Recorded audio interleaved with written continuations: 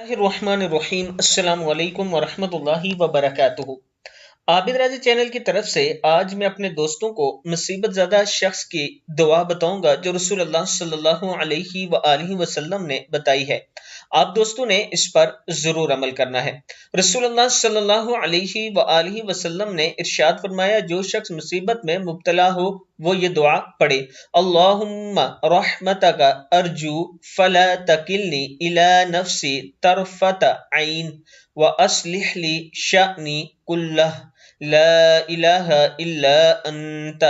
ए अल्लाह, मैं आप ही की रहमत की उम्मीद करता हूँ, लिहाजा मुझे लम्हा भर के लिए भी मेरे नफ्स के सुपुर्द ना कीजिए।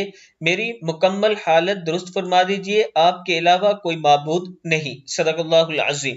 आप दोस्तों ने ये दुआ याद भी करनी है और आगे भी इसको जरूर शेयर करना है। चैनल को आप दोस्तों ने जरूर सब्सक्राइब करना है ताकि डेली आप तक अच्छी अच्छी वीडियो पहुंच सके। अस्सलामु अलैकुम वरहमतुल्लाहि वबरकातुहू।